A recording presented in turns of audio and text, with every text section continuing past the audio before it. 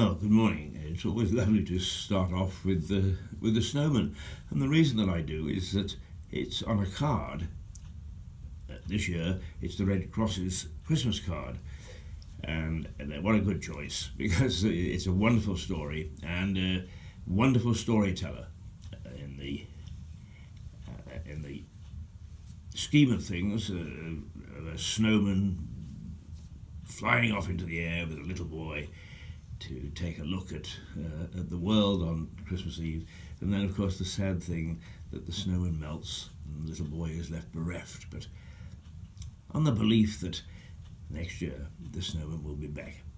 Anyway, a lovely story. And there's the snowman. And if you want to buy him on a card, get some Red Cross cards. I wish I could talk about other nice things this morning, but the fact is that it's Black Friday. And I don't know whether that is a magic way of causing problems throughout the world, but I had great problems in getting onto the air this morning. Normally, I have a little app on my phone, and I tap the app, and up it comes, and I put in the fact that I want to chat this morning, and it puts me through to the live stream, and away I go. Not this morning. They decided I had to go through my Facebook account and put in my password, and passwords are the bane of my life. I hate them because everybody asks for passwords.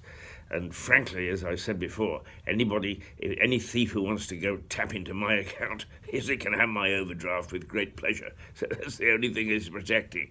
And as a consequence, I don't know why they tamper with these things to make it more and more difficult, because I would have thought that you want to encourage people to use things on the internet. I mean, after all, that's what you're selling. You're selling a service, and if people can get into it and tap into it quite easily, you've got a sale. Try to make it difficult, but that's not how the cyber lot think. They don't. When they put these things together, they seem to think, how can we make it so much more difficult for the public to use? And I don't know. It's an old man's rant. It's an old man's rant. But anyway, it is Black Friday, and today you're supposed to be able to get the terrific deals, half price, cut price, and so on and so forth. More so in the United States than here. The whole thing really started in America. It's been kicking around since the 1960s. But it was only really in 1984 that the term Black Friday caught on. And Black Friday occurs after the American Thanksgiving holiday. Now, there are several reasons for calling it Black Friday, and you can choose whichever one you want. One was that storekeepers would get to the end of the year, their financial year, in the red. And then, because they were selling stuff at a great rate of knots ready for Christmas, on the Friday after Thanksgiving, is they were going into the black. So it was called Black Friday after the accounting, lots of red ink, and into nice black ink. Oh gosh, I wish I could get into black ink. But that's one of the stories. Another is that it traditionally is when sales kick off in the United States, and the big stores like Macy's have a tremendous parade with in the streets to introduce Christmas, and that Santa is always part of that parade. So Black Friday was really quite Good Friday, really. It's introducing Christmas and the run up to it. Now, how many times are we all saying, oh my goodness me, here it is, it's November and they're already pushing Christmas. Well, they've been doing that for quite a long time in terms of the retail trade. And that's why we see holly and so on and so forth start to appear in the shops when it's still only November. November is my birthday month, and I don't want it swamped by Santa, but it looks as if it's going to be, because it's only a few years.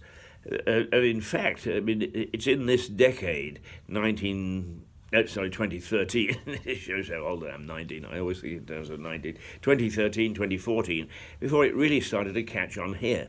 And I suppose in many ways, because there's a fight between the high street and the shopping on the web, that Black Friday is better known on the web because nowadays the boundaries have gone down. You want to buy something in the United States, you just pick up your phone or you go to your laptop or whatever. I mean, it's just so easy. And so we're getting swept up in Black Friday. I must say, looking around, that there seem to be a lot of bargains. The only thing that amuses me sometimes is that if you go into places like eBay, you can see a piece of electronic equipment. And it's selling for £2.50 or $2.50, and you can look at it and you say, oh my goodness me, that costs £50 here. Oh, it's wonderful. But when you actually investigate further, is you can get the thing for a couple of bucks, and the shipping costs are about 3 times the cost of buying it here. So you win on the roundabouts and lose on the swings, or vice versa. So shopping on the web isn't all that it's cracked up to be. And anyway, I prefer to have the high street where I can walk down and I can see lights and particularly at Christmas trees and so on. I was in London yesterday and I enjoyed Regent Street, and it was lit up. It was looking pretty good. And I think that sort of thing just lends and blends itself into the holiday spirit. So just watching the web and seeing if there are bargains on it isn't all that it's cracked up to be, I don't think. I just like to get out there. And in Lewes, I think it's December the 9th that we have late night shopping. And that's always sort of fun. The only thing is that, strangely enough, in the past, Lewes and Cliff were 2 separate districts. Now, of course, Cliff is incorporated into Lewes, and it's all part of the town. But it's where the action takes place at Christmas time. There's the precinct down there. Harvey's Brewery is in Cliff, and they open up their yard. It's easier to cut off traffic in Cliff than it is in the rest of the town. So the whole thing is sort of switched down there. Nothing wrong with that. Good luck to everybody down there, and everybody has fun. The only thing is that the real high street in Lewes is like a morgue. First of all, last year the police wouldn't cut off the roads so that people could wander around, which is a great pity because things such as the Harvey's Dray, the beer carrier, drawn by a wonderful team of Shire horses, of course, couldn't hang around because the traffic was still there. So it stayed more or less down in Cliff. And it's those sort of things that, authority just doesn't think about. They're always so busy looking at the regulations. We must do this and we must do that. And health and safety. I mean, for God's sake, can somebody just close that whole department down? We're raising a bunch of a generation of kids that are scared to take a risk, and life is full of risks. Oh, don't we know it? I really think that this health and safety thing has gone just far too far. But anyway, that's just my opinion, and somebody else will say, yeah. Well, that's why I'm here. I want to stir up a debate and opinion. If I say something, call me a prat. Say that, I haven't thought it through. I don't mind as long as we talk these things through and we get opinions of all sides. And it is sad that, of course, the headlines are all about Brexit, is that nobody seems to be able to have a sensible conversation about Brexit. It all gets terribly emotional. And friendships have been lost and families have been split on the whole issue. I just don't understand it. Have we actually stifled debate within families, within communities and within societies to such an extent that when the emotion spills over is we tend to look badly upon somebody who disagrees with us? I hope not. What I try to do is to express an opinion based on sometimes facts, sometimes the way I see it. And I think that's fair enough. And I would be very happy, and am very happy, whenever people get onto the internet and they say, you raved about it this morning, and you're full of nonsense, and give me a good fight, a good battle. That's what democracy is all about, and I'm beginning to fear for it after this Brexit thing, because nobody wants to debate. And then we sit back and we complain about the people that lead us, but why aren't we actually introducing some form of opinion? I said yesterday, I think that they've got a tiger by the tail, but the Greens on Lewis District Council have said that they got into national politics and they want a vote on the Brexit deal. Well, that's all well and good. But if you're going to take that line, you've also got to take it with a lot of other things and not suddenly go back to being the council and telling us we can't have an opinion on this and an opinion on that. And really, I think the debate is stifled.